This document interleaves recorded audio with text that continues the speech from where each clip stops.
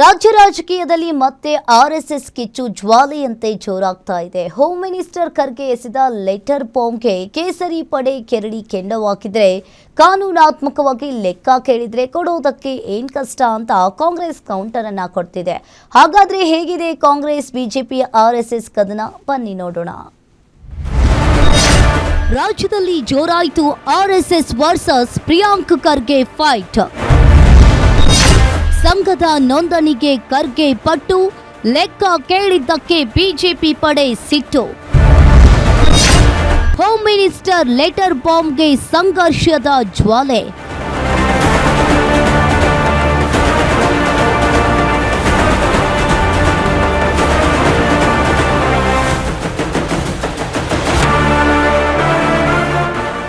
ರಾಜ್ಯ ರಾಜಕಾರಣದಲ್ಲಿ ಈಗ ಮತ್ತೊಂದು ಬೃಹತ್ ರಾಜಕೀಯ ಸಮರ ಜೋರಾಗಿದೆ. ಆರ್ಎಸ್ಎಸ್ ನೋಂದಣಿ ಮತ್ತು ಲೆಕ್ಕ ಕೇಳಿ ಹೋಮ್ ಮಿನಿಸ್ಟರ್ ಖರ್ಗೆ ಎಸೆದ ಲೆಟರ್ ಬಾಂಬ್ಗೆ ಕಾಂಗ್ರೆಸ್ ಬಿಜೆಪಿ ನಡುವೆ ಯುದ್ಧವೇ ನಡೀತಾ ಇದೆ. ಒಂದೆಡೆ ಆರ್ಎಸ್ಎಸ್ನ ಕಾನೂನಾತ್ಮಕ ಅಸ್ತಿತ್ವ ಮತ್ತು ನಿಧಿಯ ಮೂಲವನ್ನ ಪ್ರಶ್ನಿಸಿ ಖರ್ಗೆ ಕೇಳ್ತಾ ಇದ್ರೆ, ಮತ್ತೊಂದು ಕಡೆ ವಿಪಕ್ಷಗಳು ಈ ನಡೆಯನ್ನ ರಾಜಕೀಯ ದ್ವೇಷದ ಪರಮಾವಧಿ ಅಂತ ಕರೀತಾ ಇವೆ. ಪ್ರಿಯಾಂಕ್ ಖರ್ಗೆ ಮೋಹನ್ ಭಾಗವತ್ ಅವರಿಗೆ ಪತ್ರವನ್ನ ಬರೆದು ಸಂಘದ ಕಾನೂನುಬದ್ಧ ಸ್ಥಾನಮಾನ ಹಾಗೂ ನೋಂದಣಿ ಕುರಿತು 8 ಪ್ರಶ್ನೆಗಳನ್ನ ಕೇಳಿರುವುದು ರಾಜಕೀಯ ವಾಕ್ಸಮರಕ್ಕೆ ಕಾರಣವಾಗಿದೆ. ಇದೊಂದು ರಾಜಕೀಯ ಗಿಮಿಕ್. ನಮ್ಮ ಚಟುವಟಿಕೆಗಳು ರಹಸ್ಯವಾಗಿಲ್ಲ. ಹಿಂದೂ ಧರ್ಮ ಎಲ್ಲಾದರೂ ರಿಜಿಸ್ಟರ್ ಆಗಿದೆಯೇ? ಮೋಹನ್ ಭಾಗವತ್ ಸಚಿವ ಪ್ರಿಯಾಂಕ್ ಖರ್ಗೆ ಖಡಕ್ ಕೌಂಟರ್ ಕೊಟ್ಟಿದ್ದಾರೆ. ಸಫಾಯಿ ಕರ್ಮಚಾರಿಗೂ ನೋಂದಣಿ ಬೇಕು. ಇವರಿಗೆ ನೋಂದಣಿ ಯಾಕೆ ಇಲ್ಲ? ಎಲ್ಲದಕ್ಕೂ ಧರ್ಮ ಅಡ್ಡ ತರ್ತಾರೆ. ನಾನು ಎಲ್ಲಿ ಧರ್ಮ ಉಲ್ಲೇಖಿಸಿದ್ದೇನೆ? ನಾವು ಯಾವ ಧರ್ಮದ ಬಗ್ಗೆಯೂ ಕೇಳ್ತಿಲ್ಲ.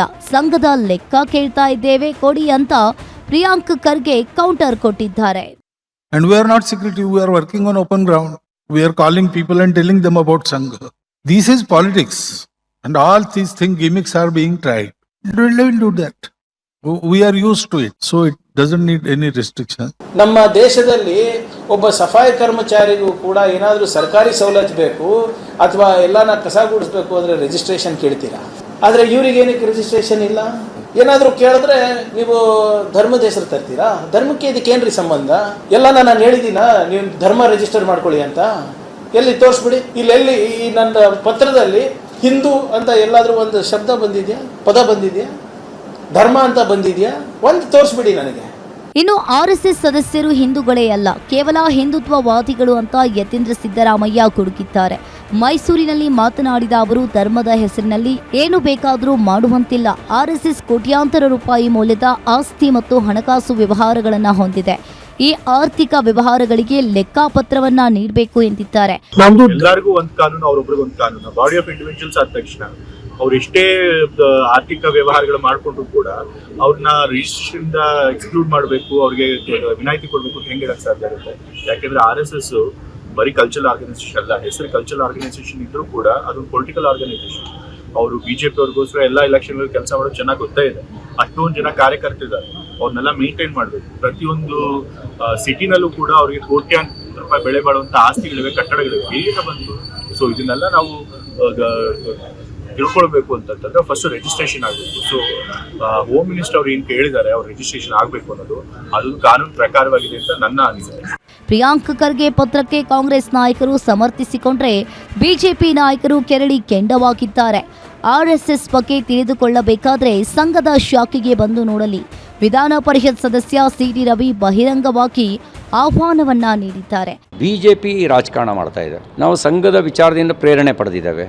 ಅದು ಯಾವುದು ಪ್ರೇರಣೆ ಅಂದರೆ ದೇಶ ಮೊದಲು ಅನ್ನೋ ವಿಚಾರವನ್ನು ಇಟ್ಕೊಂಡು ರಾಜಕಾರಣ ಮಾಡಿ ಅಂತ ಹೇಳಿದೆ. ಆ ವಿಚಾರ ಪ್ರೇರಣೆ ಪಡೆದಿದ್ದೀವಿ ನಾವು. ಸಮಾಜದಲ್ಲಿ ಕಡೆಯ ಮನುಷ್ಯನಿಗೆ ಲಕ್ಷ್ಯ ಇಟ್ಟು ಕೆಲಸ ಮಾಡಿ ಅನ್ನೋದು ಸಂಘದ ವಿಚಾರ. ಅದಕ್ಕಿಂತ ಪ್ರೇರಣೆ ಪಡೆದಿದ್ದೇವೆ.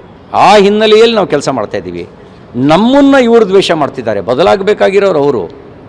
ಒಂದು ದೇಶಭಕ್ತ ಸಂಘಟನೆಯನ್ನು ದ್ವೇಷ ಮಾಡುವವರು ಬದಲಾಗಬೇಕು. ಸಂಘ ಯಾರನ್ನೂ ದ್ವೇಷ ಮಾಡಿಲ್ಲ. ಸಂಘ ಭಾರತ್ ಮಾತಾ ಕಿ ಜೈ ಅಂತಲೇ ಹೇಳುತ್ತೆ. ತಾಯಿ ಭಾರತೀಯನ ಪ್ರೀತಿಸೋರೆಲ್ಲರೂ ಭಾರತ ಮಾತೆಯ ಮಕ್ಕಳು ಅಂತ ಹೇಳುತ್ತೆ. ಹಂಗೆ ಹೇಳೋರು ಯಾರನ್ನೂ ದ್ವೇಷ ಮಾಡಕ್ಕೆ ಸಾಧ್ಯ ಇಲ್ಲ. ಒಟ್ಟಾರೆ ಆರ್ಎಸ್ಎಸ್ ನೋಂದಣಿ ಮತ್ತು ಕಾನೂನುಬದ್ಧ ಸ್ಥಾನಮಾನದ ಕುರಿತಾಗಿ ಆರಂಭವಾಗಿರುವ ಈ ಹೊಸ ಚರ್ಚೆ ಇದೀಗ ಕಾಂಗ್ರೆಸ್ ಹಾಗೂ ಬಿಜೆಪಿ ನಡುವಿನ ಮತ್ತೊಂದು ರಾಜಕೀಯ ಸಂಘರ್ಷಕ್ಕೆ ವೇದಿಕೆಯಾಗಿದೆ. ಇದು ಯಾವ ಮಟ್ಟಕ್ಕೆ ಹೋಗುತ್ತೆ ಅನ್ನೋದನ್ನ ಕಾದು ನೋಡಬೇಕಿದೆ. ಕವನ Shivanna, political bureau, guarantee news, Bengaluru.